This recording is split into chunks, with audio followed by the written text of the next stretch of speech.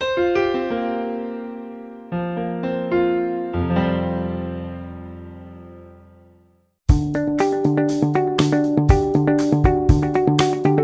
best place to start, of course, is at the beginning. Where is the beginning for fundraising? Hi, I'm Bill Stanczykiewicz, Director of the Fundraising School, and this is the first day from the Fundraising School. As you know, I often have a guest with me, but today I just want to talk with you peer-to-peer, colleague to colleague, about the most important fundamental first step involved with fundraising. Our founder, Dr. Henry Rosso, said the beginning of fundraising is the board of directors. Your board of directors needs to be at the foundation of everything you do with fundraising as an organization. And of course, it makes total sense. Your nonprofit is incorporated in a particular state. State government views the board of directors as ultimately responsible for the health and vitality and legal well-being of your nonprofit organization. So it only makes sense that those people have that ultimate responsibility are donors to the organization, are investors, if you will, in your nonprofit organization. So we really need to strive for 100% board giving. You know, I think about in my community, I live with a gentleman, he's an executive of a car company, and a particular car company that's quite successful across North America.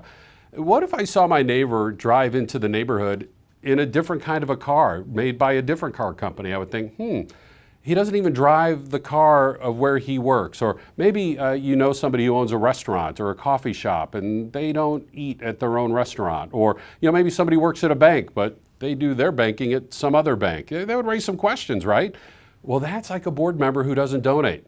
So we need to encourage our board members to be donors. The best way to do that is upfront. Before people join our boards of directors, we want to make sure that we have clear expectations of all of their responsibilities, including making a charitable gift to the nonprofit organization. Now, a question that comes up often when we teach at the fundraising school is, should I have a minimum gift, a minimum dollar amount that I should ask of my board members? And that is for your individual nonprofit to decide. I will tell you the landscape as we work with nonprofits of all shapes and sizes. Generally, the largest nonprofits tend to have that minimum amount.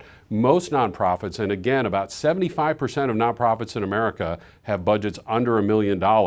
Most nonprofits are just saying, regardless of the amount, can you make a substantial gift? What substantial means to you as the individual board member, can you make that gift to our nonprofit organization? So again, the board has ultimate responsibility for the well-being of the nonprofit. For that reason alone, we need our board members to donate.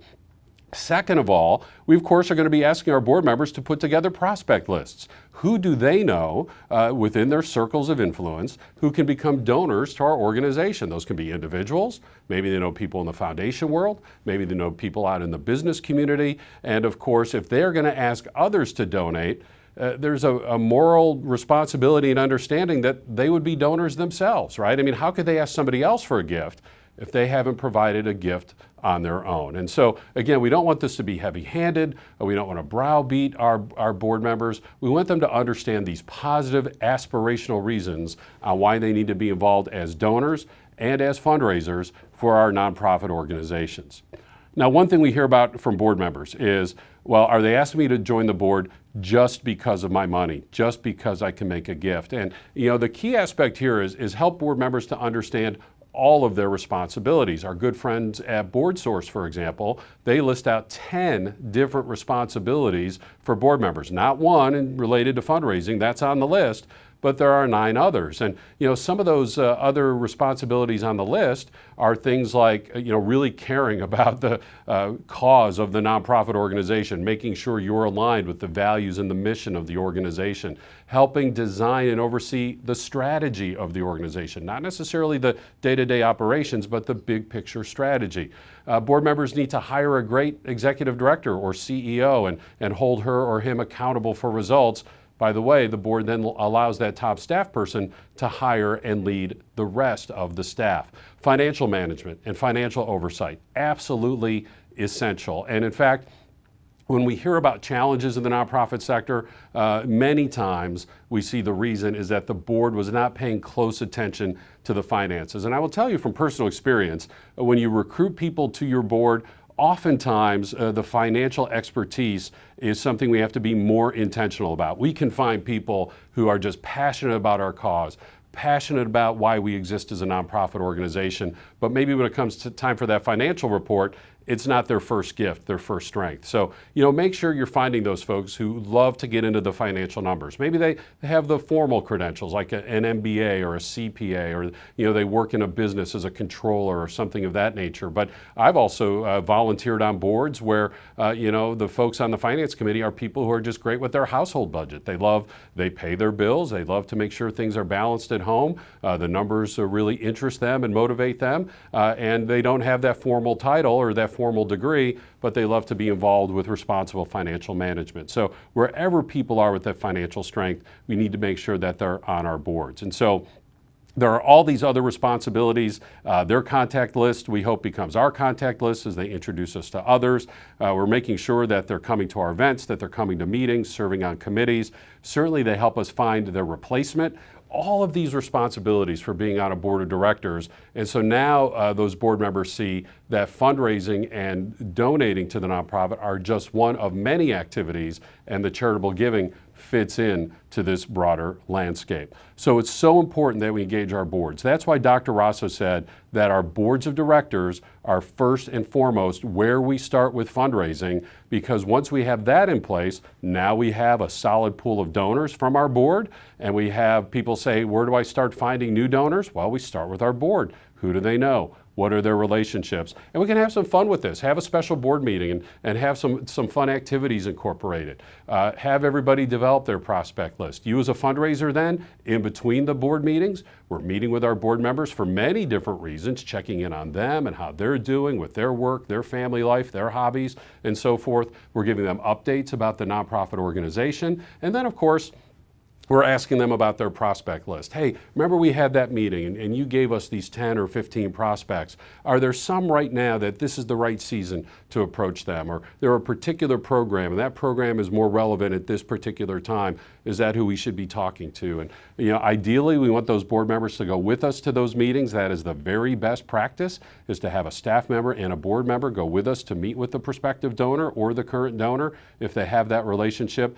But at the very least, we need that board member to make the first call, to send that first email. I know in my fundraising career, if the board member at least made the call or sent the email, I almost always receive the meeting. If the board member doesn't make that call, doesn't place that email, I hardly ever receive the meeting, right? It's that important for that board member to open the door for us. So this is a topic that is white hot. When we teach at the fundraising school, just about every one of our courses involves at least one module on the role of the board and the importance of the board. And it's interesting when I teach, and many of you have been in those classes with me, the class just kind of takes over, right? The amount of discussion and the amount of questions, the amount of concern, a little bit of angst. People are talking about their boards. And at the fundraising school, we offer one-on-one meetings, before and after our courses, during lunch times, where you can meet with the instructor. And I would say, in my experience, probably at least 3/4 of those meetings are people talking to me about their board of directors. How can I get my board more engaged? How can I recruit the right people to my board? So for that reason, at the fundraising school, we actually now have created a course on board engagement. And what we want to do to help you is provide 2 registrations for the price of 1, because what we want you to do is bring a board member. I mean, you as a fundraiser can continue to be trained, and then you're going to bring that information back to the board. And if your board's not engaged in fundraising, it's yet another reminder from you, the awesome fundraising staff person, to them. But we think the message will be even more powerful to join you in that messaging when a board member is telling other board members, hey, I've learned some good information about our role in fundraising. Maybe it's not as complicated or as difficult as we thought that it was. And now we can work together as a board with our staff, including our fundraiser, to raise more money for this organization.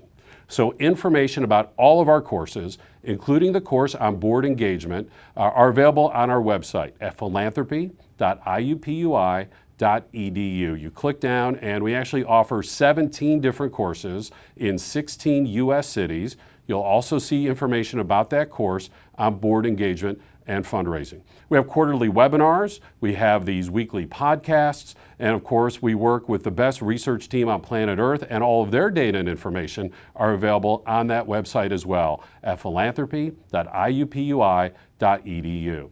Our board members are wonderful people. They're volunteers. Maybe some of them are retired and they're expressing themselves out in the public square through their volunteer activity.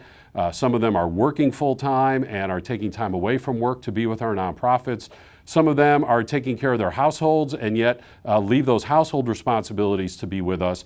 These are wonderful people who we need to cherish and appreciate and involve in our nonprofits with the right level of expectation that we communicate up front, including making a charitable gift and helping us fundraise from others, because as Dr. Rosso said, the start of fundraising is our board of directors.